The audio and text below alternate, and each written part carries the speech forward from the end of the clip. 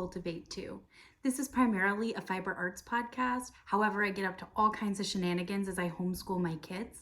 My name's Emily Wood, and I live in Midland, Michigan with my husband Colin and my son Elias, who is in 6th grade now, and Stella, who is in 2nd grade. Welcome. Thank you so much for coming back. I thank you for coming back. If you are a new viewer, thank you for coming and checking us out. I just have a few announcements before we get into the knitting content. I talked last time about the yarn I knit for I dyed for Karen Caldo, our giveaway winner for getting 100 subscribers. Don't forget that once we get to 250, I'll do another giveaway. So tell your friends. Anyway, I showed pictures of it. I'll put a few pictures up. I wanted to show a picture of the shipment. I skeined it up for her, which I realized people might not like, and I was thinking, oh, I need to reskein it anyway. I'll just cake it up. But I won't do that in the future, or I'll at least ask next time. Anyway, she was so kind and asked for my address to send a thank you. So from the bottom of my heart, thank you for coming here, Karen, and I am so happy you liked it. I honestly thought she'd want more color on it because it was more muted than I thought it would be, and she didn't. She just wanted it as is, which is great. So thank you, Karen. Next thing is that our quarterly giveaway, the Use Your Stash Make Along, ends the 30th, so that's not too far away, at midnight Eastern Standard Time. So go to the Facebook page, which will be linked below, and the pinned post at the top, you just put a picture of the project you did. Anything you used from Stash, there are no requirements. Just make something from Stash. Put a picture, what it is, tell me what it is, and that's your entry. Don't forget, go ahead and do that. And lastly, I'm going to give my Patreon rundown. If you go over to the Patreon page, which I will link below, for $5 a month, we have a virtual knit night that meets once a month. The next meetup is July 3rd. It's always the first, well, it is now. I shouldn't say it's always. It's the first Sunday of every month at 7:30, again, Eastern Standard Time. In addition to that, monthly I post dye pot videos where I take an inspiration photo and or any dye project I'm doing, record it, tell you what I'm doing, give you information on how you could do this yourself. But it's just additional content, right? I also hope to have forums and more stuff like that in that area as time goes on. Also for this general group, I would like to have some forums, or at least a better way to do make-alongs, which I haven't figured out yet, to come later, right? Okay, but that's it. That's all I've got. So let's go ahead and get started. I think I have talked about this on most of the episodes, so I think everybody will be very glad to see it gone. But I did finish the Sweetums cardigan. Oh, I went and bought buttons, these little pink sparkly heart buttons, and ta-da! I love it so much. Oh.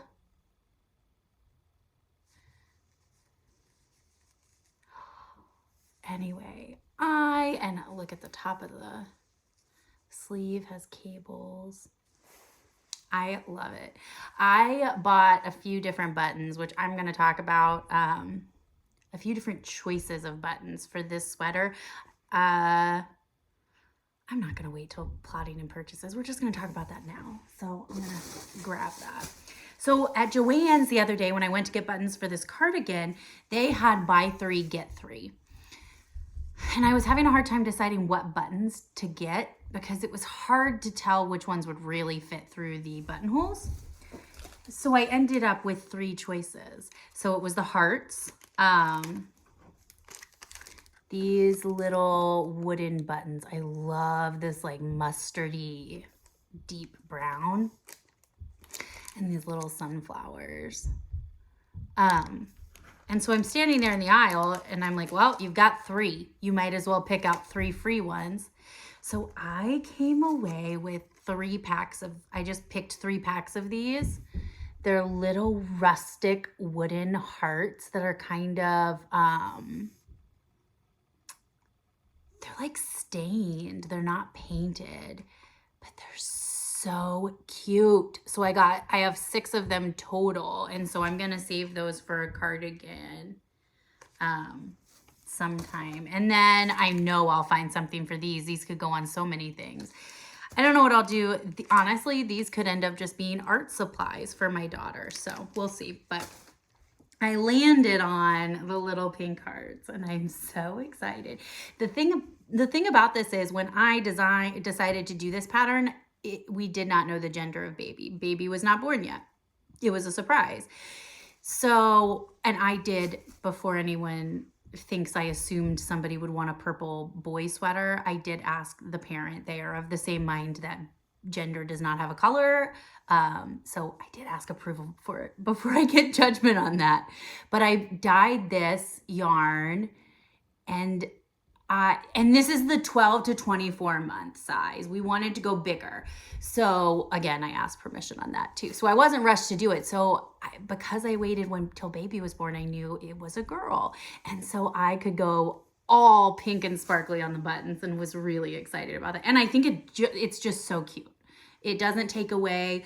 I felt like the sunflowers were really cute too, but it kind of took away from like the nice design of the cables, whereas the hearts seemed a little less cartoony. I don't know. I'm probably making all of that up. But I'm really excited about this, and I'm sure you're really excited to stop hearing me talk, or to not have to hear me talk about it anymore. But I'm very happy. This was a challenging sweater. I would totally knit it again. It was great, charted. It was an easy knit. It was more the construction and how to put it all together was a lot. But other than that, I really like the pattern. So there's that. I have done an embarrassingly small amount on my vanilla knitting because I started another project, which I'm excited to talk about. But that's coming. So I don't even know if these are worth talking about, but if anybody new is here, I'm going to talk about real quick. Vanilla is the New Black by Anna Fletcher. The pattern is $4.91 US. And I had left off on the decreases on the back sock, and I am not done with the heel turn. So I've done very little, but this is one of my favorite vanilla knitting patterns, so I did want to at least, I added stitches, so it was going to come on the podcast. I do love this yarn, and this is Desert Vista Dye Works Crazy Unicorn Frap, and this is her sparkle base, which I love. I really, really like it because it holds up well and sparkles. But anyway, so those had a tiny bit more work to do, but I'm really excited to tell you why I didn't work on these much. Guys, I have been wanting to make this pattern for so long. Like, it's been on my list for a long time, and I don't have any reason for not having knit it yet. Or I didn't knit it, I crocheted it. I haven't had any reason to not do it. I just haven't gotten to it.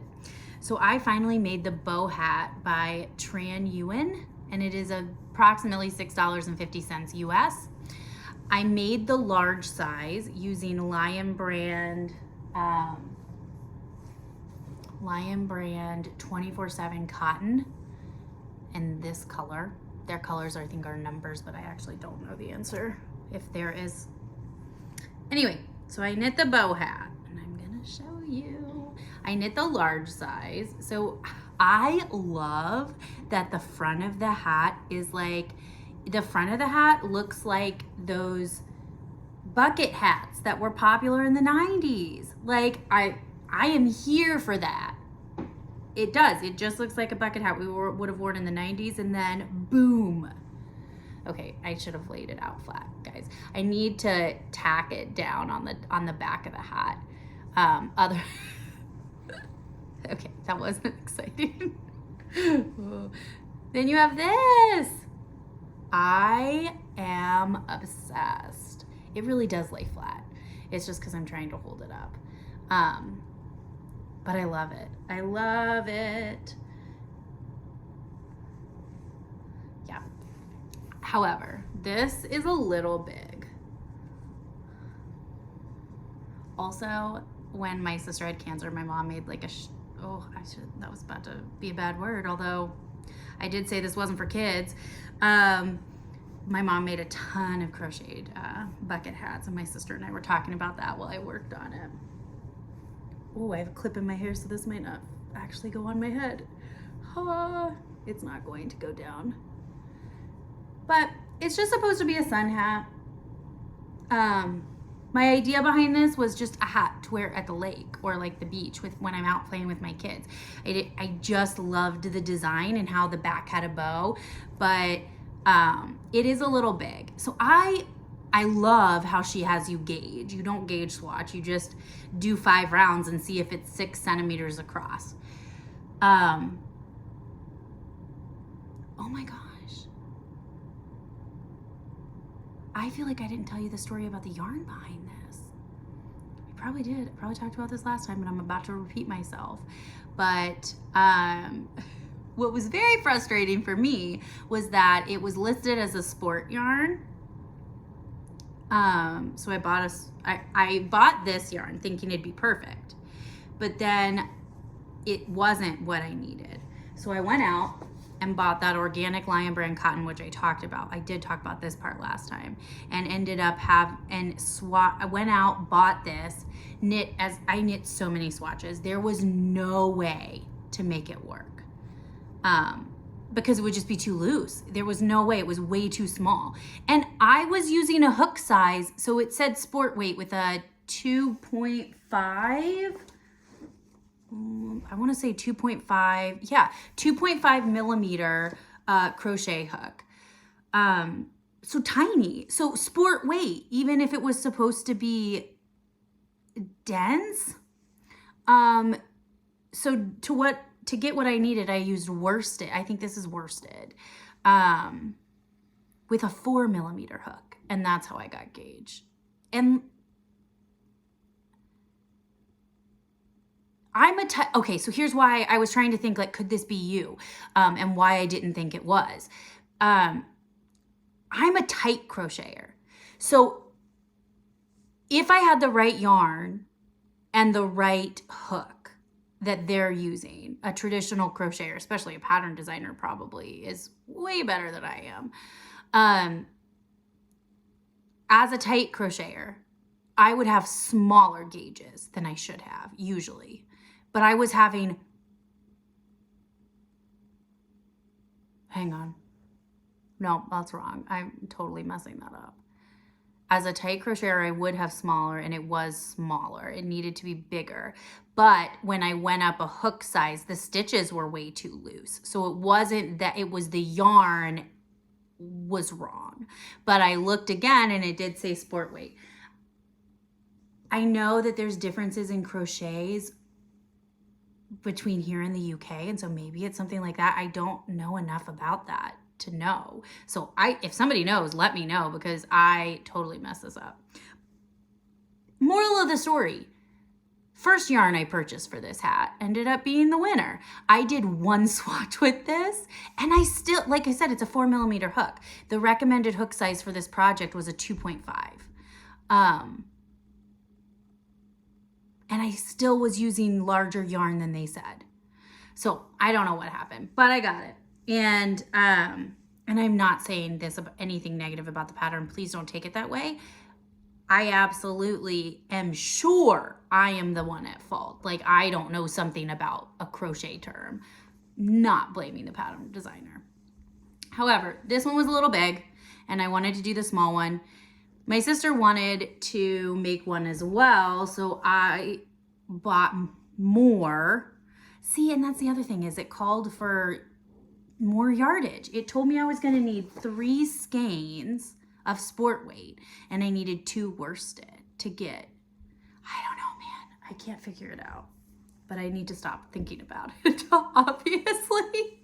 Okay, so this is the start of a second one, and it is obviously navy. It's also cotton 24/7, same thing, but I'm knitting the small one. So I'm at the part of the hat where you're knitting the brim, the hat down straight until you get to the brim. This pattern is genius. I would have never figured out how to do this, but I am highly impressed. with this hat. Yeah. I mean, my project could be more dense, but not 2.5 needles dense. And then it would have been 6 centimeters. See, I told you guys I was going to stop talking about it and I didn't. But it's all single crochet. And so with the exception of certain rows that have increases, and like most crochet, they incrementally increase. So you've got knit 8 increase. And then the next one is knit 9 increase. And so they kind of get like that until you get to the straight part. But it's all single crochet and very easy. So very, very vanilla crochet, which is why this has been my go-to. Another reason it's been my go-to is because this is cotton, mercerized cotton, and it is not making my hands sweat at all. Part of that is because I'm crocheting. When I knit, I am literally holding at the base, like my hands on live stitches, so my hands sweat. Whereas when I crochet very not correctly. I know, but it is ergonomic for me. But when I crochet, I only am holding like the tip of it. Whereas instead of a huge amount. And honestly, I'm only holding it with one hand. I'm not holding it with my hook hand at all. So it's not been making me sweat. And that's fantastic because it's starting to actually get warm in Michigan. Temporarily, I'm sure. But okay, so another thing I'm not going to wait until plotting and purchases to tell you about is the new project bag I grabbed. It's not a project bag. It's just a bag that's perfect for sweaters. I needed a better sweater project bag. And instead of, I don't have a sewing station, anything set up right now. It's all in boxes. I know I mentioned that my dye stuff has been put away, but the sewing stuff has never even taken out since we moved here a year ago. It's not my go-to craft, so I've not needed it. But anyway, I needed a better sweater bag, and instead of making one, I saw this at Aldi when I was shopping, and it was $8.99, and it's this city tote, and I'm obsessed with it. It's perfect for what I wanted. It has this side pocket for your water bottle, which is great. It has a pocket inside, a zipped pocket, and then like a foam pocket, which I like to use. I use those a lot for like notions and stuff. But it's just really a big opening. Like this is my sweater, and I will at no point, like I could use this for a blanket for a while. But anyway, let me show you the bag. I really like it. It's also this really durable fabric. So for $8.99, it was fantastic, and I think it's gonna last a long time. Okay, so for this is the epernay by Thea Coleman, and it's $8 USD, and I am knitting it for Stranded Yarn and Coffee here in Midland. It's a shop sample for them. I had split the front and back and had started the shaping for the armhole. I now have finished the front panel, which I'll show you. I finished the front panel. So this is the neck shaping. Yeah. You have this texture pattern here, a cable, and then side cable design. And I am on the back panel. And I've got about, I think I have less than an inch until I start the armhole shaping. And then after the armhole shaping, you have a good bit of straight. And then you start the neckline shaping. Yeah, that's right. But yeah, so far, no problems. It's a great knit. It's just hot. I'm using Plymouth Homestead tweed. I have to look up the color because I forgot it, and I do this every week, and I have a ball band I could get. But it's this gorgeous purple with Tweety bits, Donegal Tweety bits, and it's hot in my hands, but also it's huge. Look at it. Like, I mean, it's a bulky sweater for a not tiny adult. I'm the adult, sorry. I'm not criticizing someone else. But like it's a bulky long or quarter length sweater. So it is huge and heavy in my lap right now and hot. And yeah, well, what's that? It's 74 in here. I feel fantastic. This is great.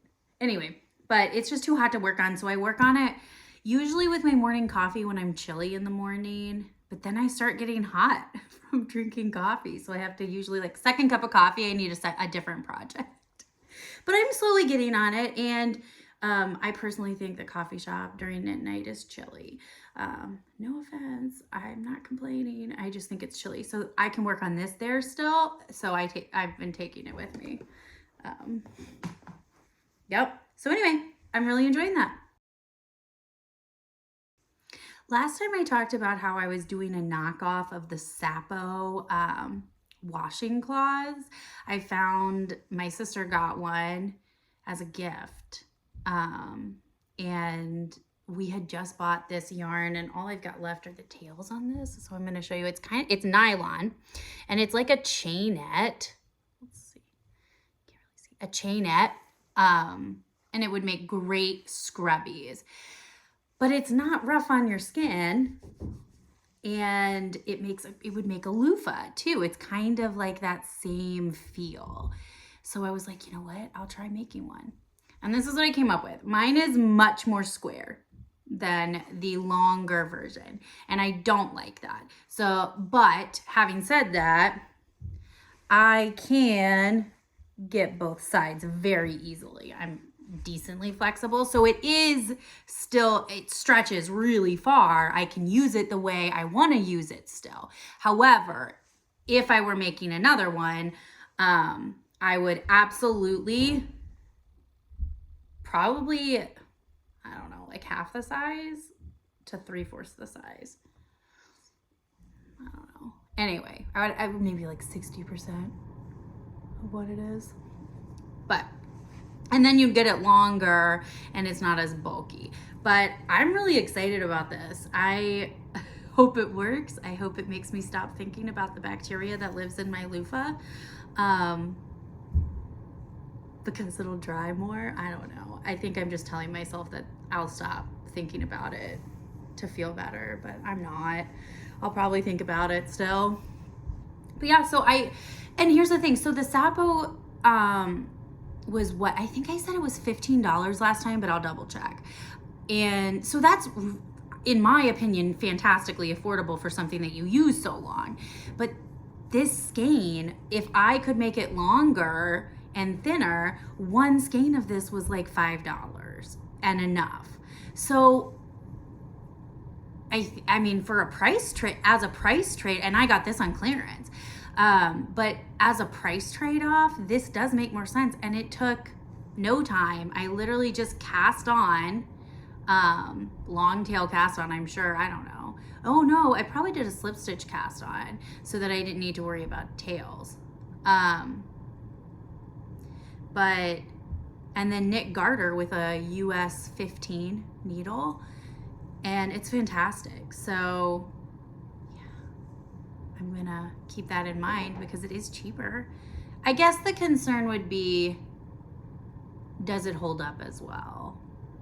I don't know. But also because I did garter stitch, there are all the garter ridges. So the texture from it is not only coming from the texture of the yarn, it's coming from the texture of the stitch. A better example of what I'm thinking is when I used to make scrubbies out of I used to cut Kroger or grocery bags and make yarn out of it and crochet, just single crochet, like squares or circles, for scrubbies to clean your dishes. And my husband to this day says they're his favorite because they never wore down. They cleaned out really well. And they dried out. And because of the texture of the stitches, you were getting that. But if it weren't the texture of the stitches, there's no texture in the plastic bag.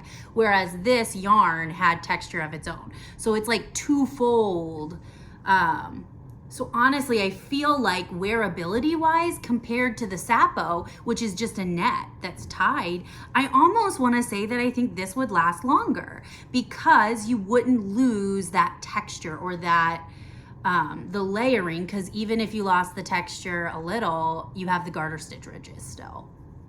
I feel like that doesn't make it. I feel like I just butchered that entire explanation. I really hope I followed the train of thought and explained it to the so that other people can understand what I mean. But overall, I'm excited about it. I'm going to keep it in mind because it is a cheaper option. Another concern, I guess, could be nylon and microplastics running into the water supply versus whatever they make sapo out of, which I don't know the answer to that. I'm trying to think of, because it was net-like, so that could be something you want to think about too in this instance. But I don't have the answer for you. Just maybe put it on your radar. Okay?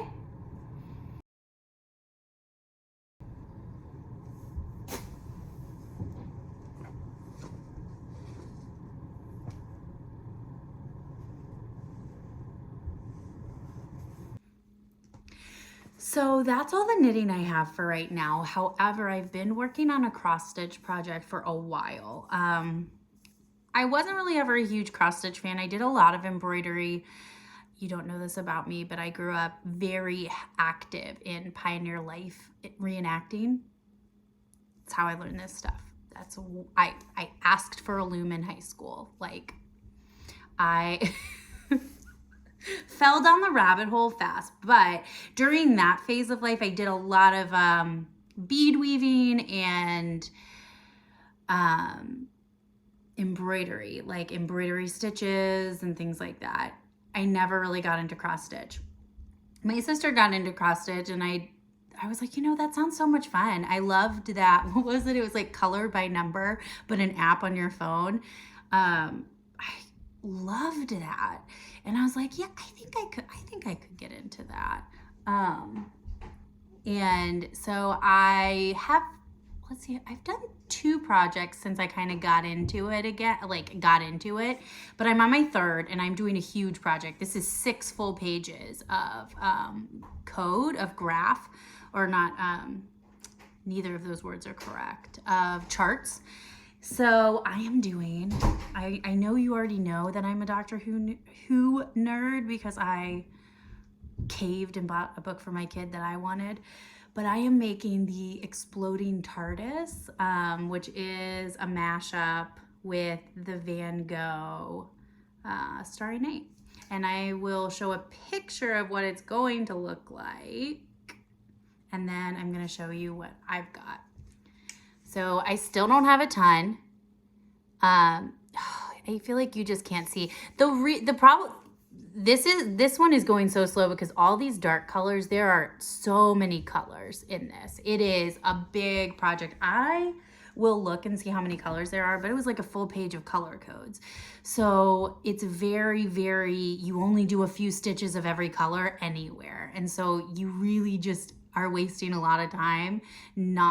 I don't knot anymore. I don't know if any of you cross stitch, but I do a loop method where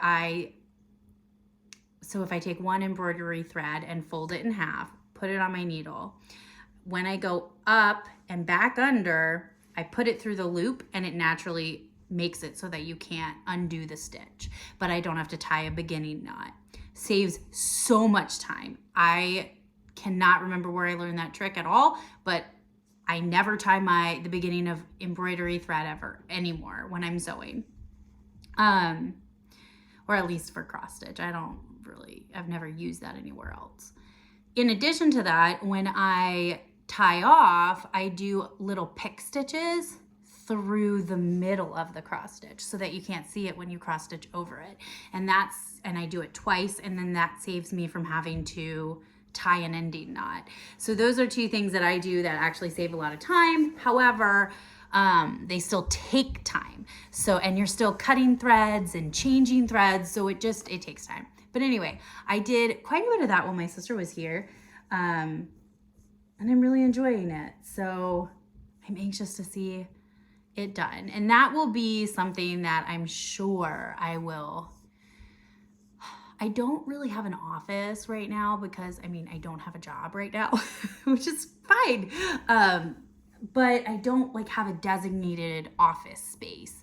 I have loom space, I have a spinning space, I have my dye studio, but like dye station, but I don't have like a room that's an office. But we do have a playroom that's gonna be my office, and this is where I plan to put that eventually down the road. I'll probably frame it. I don't know what I'll do, but I'm excited.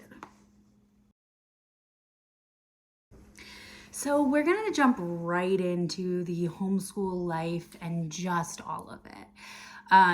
Honestly, we have just been spending so much time outside. Water play is big. We do a lot of, sprinklers. Our neighbor has a frame pool, like one of those you can get at Walmart. They're fantastic. And we definitely want to get one of those. I think we're looking at that for next year, but we have no space in our yard that gets sun in our back. That's not where these big garden beds are. So we need to move those, get those out first. But we've been doing a lot of water play, and we've gone to our public pool, Plymouth Pool, which is fantastic. Yeah, and so we've just been outside, not doing a whole lot. We had family in town again. My sister's moving, and there was kind of some in-between time between leases. So she was in for a few days and is coming back tomorrow. And then the other thing, what's the other thing? I started working on painting my sunroom again. I know I told you guys that that's where my loom is out in our sunroom. I'll put a before picture, and then I'll take a picture of it where it is now. And then, okay, so because I'm posting pictures, you'll be able to see. This room has 11 windows and 2 doors. Nope, it has 4 doors. It has double doors going into the sunroom and 2 outside doors, exterior doors. Everything's wood. The trim, the baseboard, the window frames, each window frame, like say you're looking at a square, this one side has 2 wooden panels that have to be meticulously painted. As you can tell, oh, and it was this wood, I don't know if you can see that, if you can, I'll put it up again, but it was like raw wood. It wasn't sealed wood. It wasn't like wood plank panels. It was just raw, rough wood. And it smelled like wood. And it's not that it smelled bad, it smelled overpowering. And smells are a big thing for me with my sensory. I would say that smells are number 2 to hearing. I have massive auditory processing problems, but smell as well. I'm really, really bad with intense smells. So I wasn't going to use that room if something didn't change. So I figured painting it or sealing that would at least keep the smell in, and it totally doesn't smell anymore. I mean, it does a little because it's not all painted, but it's way better. So when I went to ask what I should use, I got an oil-based primer. And so it is a pain to work with. It takes forever. It dries quickly in your cup, so you don't want to put too much in it, but because you're painting all these tiny details, it literally is like a cup of paint, and I've been painting for 2 hours. So it just has been taking so long. Well, because I've been helping my sister move, I asked her if she would help me paint, and so we went out to get brushes and stuff. Oh, and the other thing was it took me like an hour and a half to clean my brushes, even with the brush cleaner I got. More on that later. So we went and we bought some stuff. One of the things we got was I'll take a picture of what I do, but one of the things that we did was we took a paint scraper, and instead of taping walls, we would just use the paint scraper, and then you could paint on it. And it worked so well. So we've been doing that. The oil-based primer was not coming off of my brushes because it was dried. It was not the correct paint thinner. It did say on there that it did oil paint, asterisk. So I didn't read the fine print. It has to be fresh oil paint, which, like I said, it's drying quickly. So by the time I'm done with a cup, it's so caked into my brush that I can't do anything about it. So I bought the good chemicals. So I've got like a gallon of paint thinner. Yeah. Oh, I was looking into it though. Did you know you could recycle paint thinner? I think this is so smart. If you have 2 containers, if you let the paint thinner that you've used sit, the paint thinner will separate from the paint particles. The paint particles will all sink to the bottom. I have not done this, so I don't know how accurate this is, but if it works, this is cool. Then you can just pour the top paint over or into the, another container so you have more paint. And then, wait until you fill the solid container to take it to the hazardous waste. And so that's a way to get the most out of your paint thinner. I didn't know any of that. Although I still don't know if it's accurate, so I guess I might still not know that. I don't know. Anyway, so that's going well. I finally figured out why it was such a hard project, and I feel like I'm actually making progress. So that's very good. It was very frustrating when my sister was here because it's taking so long that I haven't gotten the first coat finished. But then we knew we needed a second coat. And so that was just a very big moment of disappointment. So it's fine. It's going on. But I'm so excited to get that hand-painted warp. No, it totally wasn't hand-painted. I dyed it in a hotel pan, but I really want to get that warp on my loom or just get something on my loom before I lose the chance to go in my sunroom and weave in beautiful weather. It's too cold out there to use in the winter. Okay, moving past my sunroom, I got new curriculum and I am so excited. I purchased middle school science and history. I am using Real Science Odyssey, which I've used twice now in the elementary level, but this is the first level too. Super impressed. It's a year of biology, and I cannot believe the scope of this course. The idea behind it is that it is middle school science at the scope of the high school level. So you're taking high school biology over a year. So a semester of high school biology spread out over a year. Now, there are microscope labs included, and you can purchase a microscope and do this X, Y, and Z. Absolutely what we are doing. And if you do those labs, it counts as a high school credit. It can count as a high school credit. If you don't, it's more of a middle school credit. They do famous scientist series where they have the kids research scientists every chapter. So a chapter is a week, how they divide it up. That's very common in homeschool curriculum because it's like a 32 or 36 week curriculum. And that's just super common. They call chapters like what you do in a week. It does help with planning things. Anyway, I sat yesterday and planned all of our science for an entire year. I sat and made lists, and I will show you examples of how anal I am. It's not anal. It's my brain can't organize things on its own, so I have to do it and have it there so I can see it and reference it when my brain isn't working, or when my brain doesn't have that information. Organizing information is part of ADHD. So I sat and planned it all out. So for every week, I know what we will be doing. I have the printouts all printed out and ready. I created a master list of so what I'm doing this year that's new with homeschooling is instead of having individual book lists and then sitting down and going through all my lists to get library books that week, I'm making a master list of all subjects week by week instead of subject by subject. So now week 1, I have a list of all the books that span all of our curriculum that I need to get from the library. Week 2, now I have that.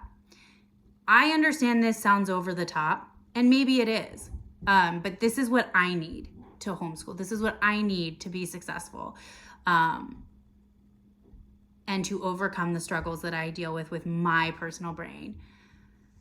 But having said that, literally, when my daughter gets to middle school to level 2 biology, all I have to do is, sorry, I'm getting a phone call and I cannot answer it right now, but I was getting distracted because I think I can do 2 things at once and I cannot. Anyway,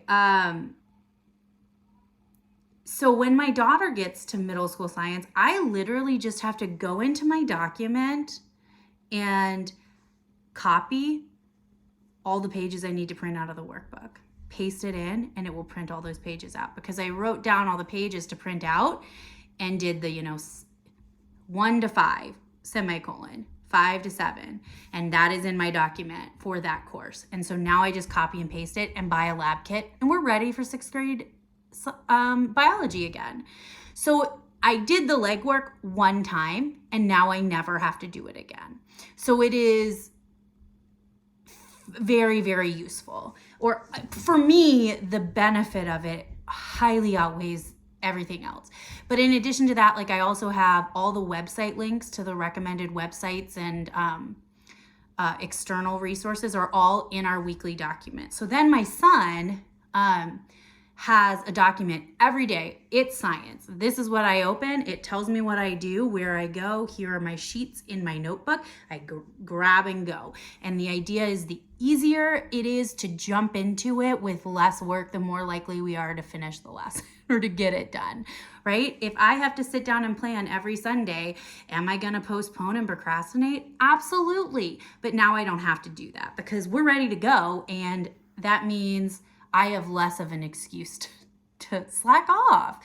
And I mean, let's be real. We all slack off. Like, I'm not admitting to being a bad homeschooler. I'm admitting to being human. So it does seem super type A though. But anyway, so I really like how I'm planning things this year. I'm really excited. I feel much more confident and prepared, or when I'm prepared. So I feel, and I'm just so excited about middle school. My son has always been advanced, and so I've always been able to have fun, nerdy conversations with him. But this is like, he is gonna love this curriculum. It is much more research-based, and he is so into that stuff. So I'm really, really, really excited for this. Also, we bought lab kits. For Real Science Odyssey, you can go to Home Science Tools and they have lab kits with a lot of the harder to find items. Imagine my surprise when I opened this box, not realizing there was a frog in it. To be fair, I should have known because it literally is in the picture of the thing I ordered, but I did not see that. So I opened the box and right on top was a frog and I freaked out. Only temporarily. I was fine with dissection in high school, so I'm not worried about it. But because we got it in a lab kit, I don't think I can return just one item. Personally, my honest belief is that there is nothing you can learn in a live dissection that you cannot learn in a simulation, especially now.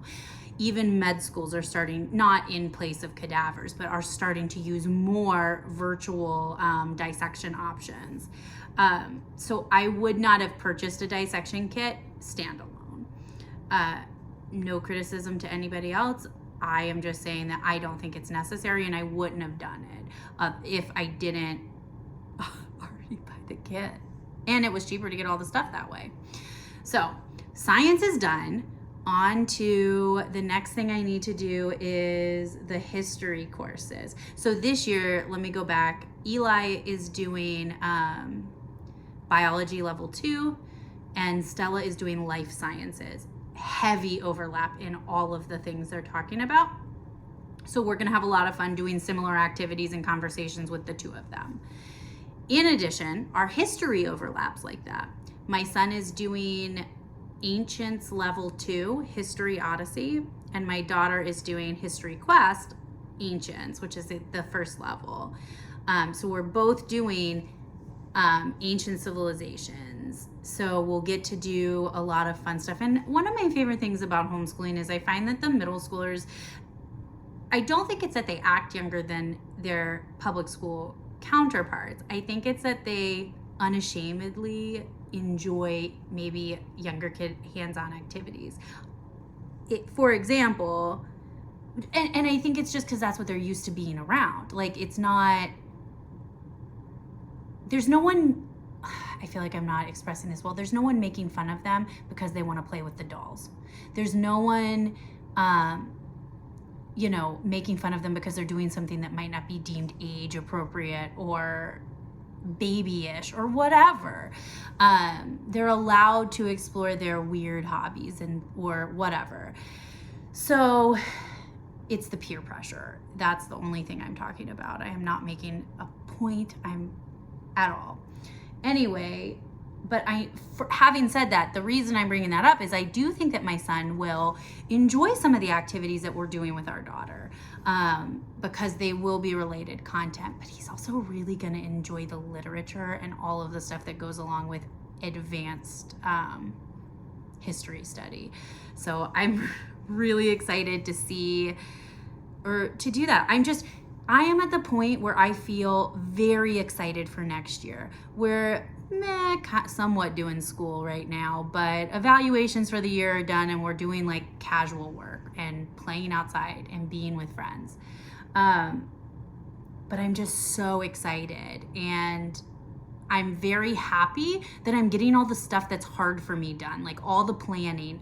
Last year I did planning every week. So I would go through all of our curriculum every week, and I did get it down to like, I need 2 hours, but I did this all day yesterday, and now I don't have to do anything for science. Printouts are done. We go and execute. And so I'm excited because I know we're going to have a good year or a better year, or that this is going to be a good change for us. Yeah, I'm just excited. And I think I'm really happy because I know I've said I'm very, very pro public school before, but my husband and I were both public school kids, and we did not start homeschooling our kids. And homeschooling kind of just happened, but that we always are giving our kids choices. We live in a fantastic school district. There's no school in our district that I wouldn't send my kids to. They would get a fantastic education anywhere. But so our mindset is we sit down with our kids and we have conversations about the pros and cons and what each option would look like day to day, all of it. And keep in mind, my oldest was public school. He did public pre-K and then all the way through 3rd grade. So he remembers school very well. But we sat him down because he's starting middle school, and gave him the talk, and he wants to still homeschool. We have families that we meet up with, other homeschoolers that we meet up with throughout the winter, once to twice a week. We have the new co-op that's starting to get off the ground. The play dates are starting next week throughout the summer, and I'm hoping that other people like pick up and start doing some of their own, because I can't host more than 2 play dates. And it's not hosting, it's somebody needs to be there in case a new person shows up, right? And like help them, introduce them and whatever. I can't do more than 2 a week. So I hope that happens. But he is excited, and it's the first, it feels like it's his choice. He wants to do band at the middle school, which is fantastic. I'm not sure if we'll do anything but band. Band might be the only thing he wants to do. But Midland, from what I have heard, our pastor homeschools, and their daughters go to the music programs at the school, and they had problems with some stuff, but not that. So I know that we live in a good school district where he can still participate in certain extras and extracurriculars. So I'm very excited about that prospect, because it feels like he kind of gets the best of both worlds. And yeah, and I mean, we do still pay taxes, so I don't get money for homeschooling, which is fine. I'm not making a political point about that whatsoever. I'm just saying us utilizing some of the public school systems, and not all of it, is still utilizing our tax dollars, right?